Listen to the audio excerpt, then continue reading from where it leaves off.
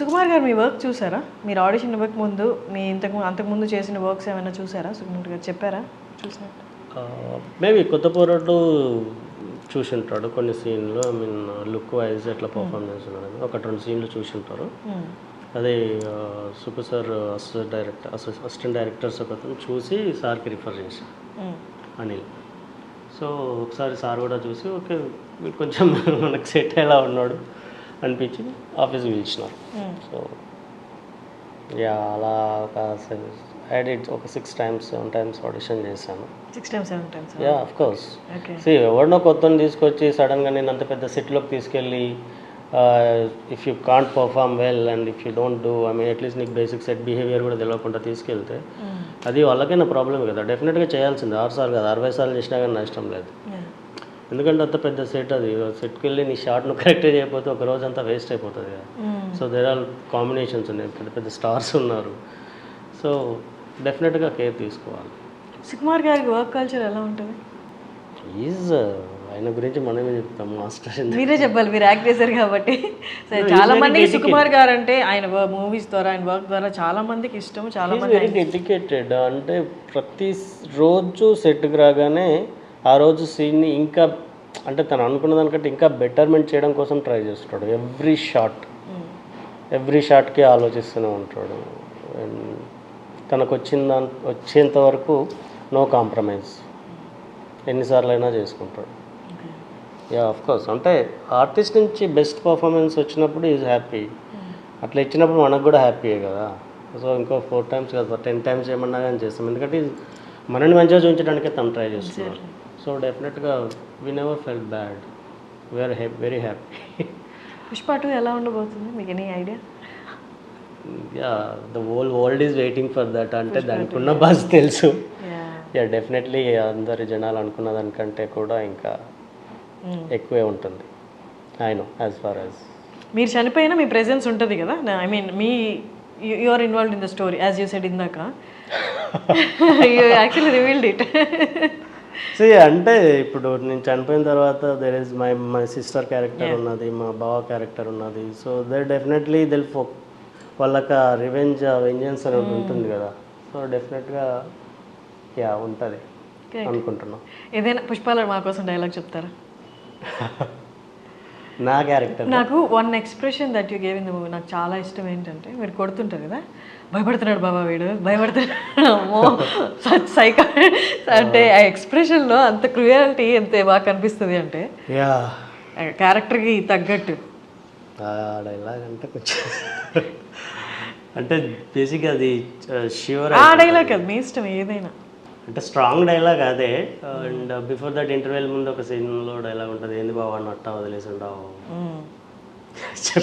షాక్లో ఉన్న చెప్పండి. ఏంది బాబా నట్ట వదిలేసి ఉండవా, చంపేయాల్సిందే. నువ్వేంద్రా ఆడ వెళ్ళిపోయిన అరగంటకు వచ్చి మాట్లాడుతున్నావు. అదే బాబా కళ్ళ ముందు శవాన్ని చూసి కూడా బాగా అట్ట మాట్లాడుతూ ఉంటే షాక్లో ఉన్నా బాబా. ఓకే నెక్స్ట్ డైలాగ్ నేను చెప్పలే, నేను ఎక్కడ కళ్ళ ఉంటా. Nice, that's great. And I'm gonna ask you something. ఒకటి అడుగుతాను బట్ అంటే మీకు ఇష్టం ఉంటే చేయండి లేకపోతే లేదు. మొగిలేషు మొత్తం సినిమాలో ఫేమస్ అయింది ఏంటి అంటే ఆ బ్లేడ్, నోట్లో బ్లేడ్ పెట్టుకొని. అది మా కోసం చేస్తారా ఇప్పుడు ఫర్ మై వ్యూవర్స్, మన వ్యూవర్స్ కోసం? మీరు ప్రిపేర్ అయినారు కదా తీసుకురండి. ఓకే హియర్ బ్లేడ్ తీసుకొచ్చేసాను మీకోసం. ఇప్పుడు ఆయన పర్ఫామ్ చేసి చూపించబోతున్నారు. బట్ మీరు మాత్రం ఇంట్లో అస్సలు ట్రై చేయొద్దు. సో ఇది యూట్యూబ్లో వస్తుంది కాబట్టి పిల్లలు కూడా చూస్తుంటారు. మీరు అస్సలు ట్రై చేయొద్దు. చాలా రోజులు ప్రాక్టీస్ చేసిన తర్వాత వాళ్ళు చేశారు ఇలాగా రాజ్ గారు. సో మీరైతే అస్సలు ట్రై చేయొద్దు, ఈవెన్ ట్రై చేయొద్దు, పర్ఫామ్ చేయొద్దు ఇలాగ ఇంట్లో. డన్. చాలా రోజులు అయింది. మీరు ఏదో చూయింగా వేసుకున్నట్టు వేసేసుకున్నారు నోట్లో. అమ్మో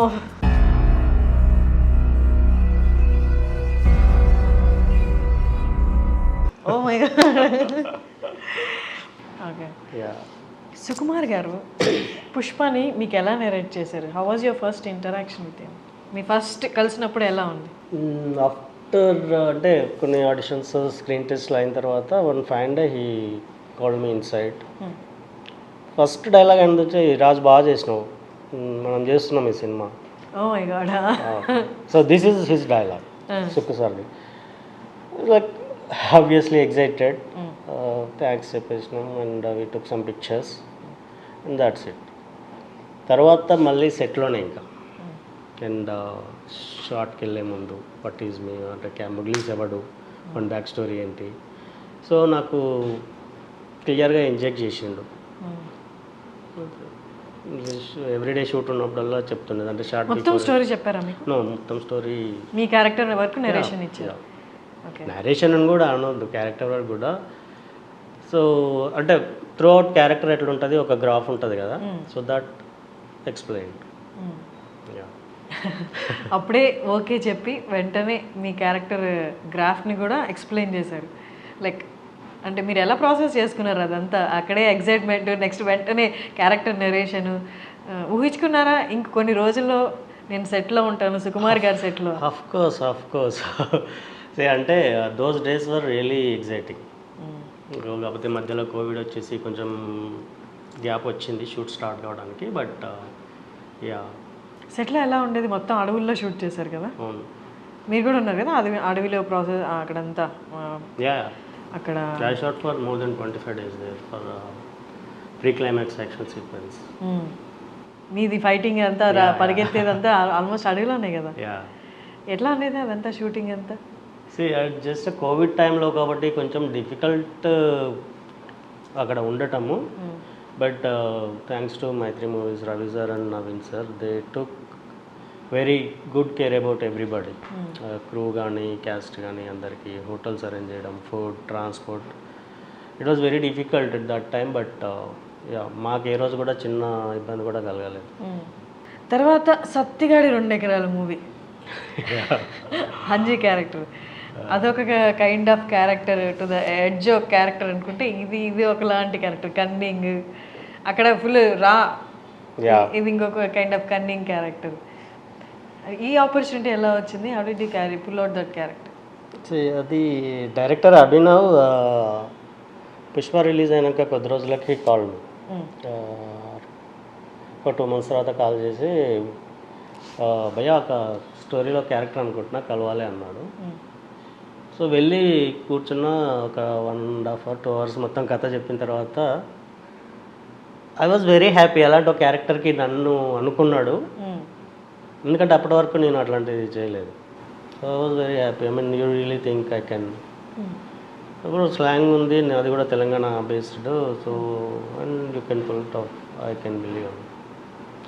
సో యా, అలా వచ్చింది. అంటే వి ట్రావెల్డ్ ఆల్మోస్ట్ ఒక 8 months ట్రావెల్ అయినాం సినిమా రిలీజ్గా, ఐ మీన్ షూట్కి ముందు. యా, అలా జరిగింది. మీరు ఎక్కడ యాక్టింగ్ కోర్స్ చేయలేదు? లేదు. Do you think acting course అనేది కంపల్సరీయా ఫిలిమ్స్లోకి రావాలంటే? I don't believe in that because నేను చేయలేదు కాబట్టి చేయాలని చెప్పను. బట్ ఏంటంటే that gives you some kind of discipline ఇస్తుంది. అండ్ ఇఫ్ యు ఆర్, అంటే ఇప్పుడు నేను నాకు డిసిప్లిన్ లేదని కాదు, if you are more focused on your work, automatically discipline ఉంటుంది. ఐ మీన్ ఎవ్రీథింగ్, మెయింటెనెన్స్ కానీ ఏదైనా కానీ.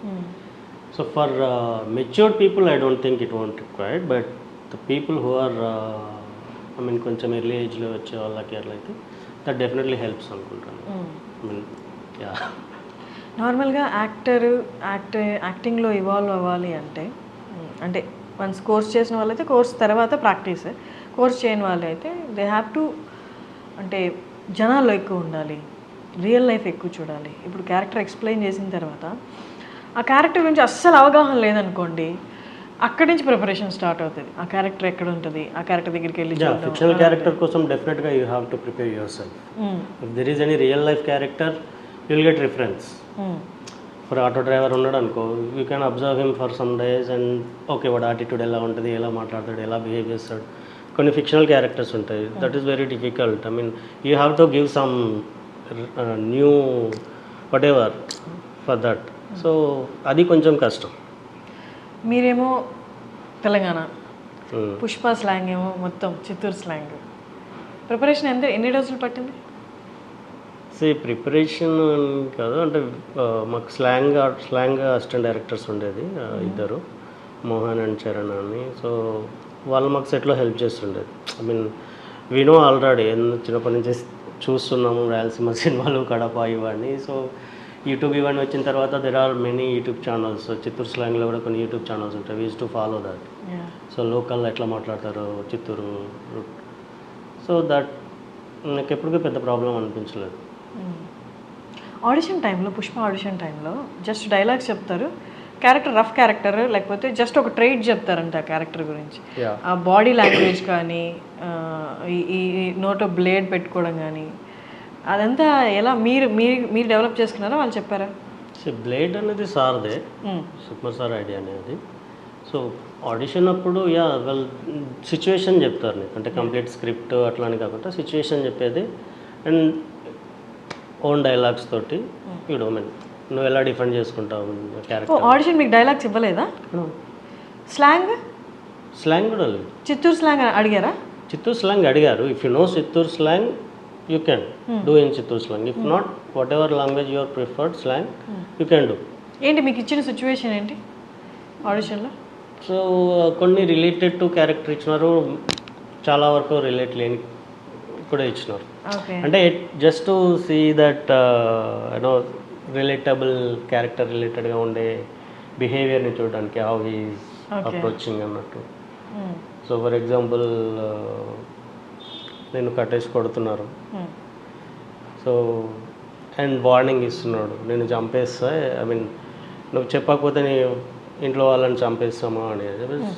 అప్పటి వరకు వీడు స్ట్రాంగ్గా ఉన్నాడు, ఫ్యామిలీని చంపేసనేసరికి అలా how he reacts immediately. So ఇట్లాంటి కొన్ని సిచ్యువేషన్స్ ఇచ్చినారు అండ్ ఇంకా చాలా సో ఆన్ ది స్పాట్లో పర్ఫామ్ చేస్తుండేది. సో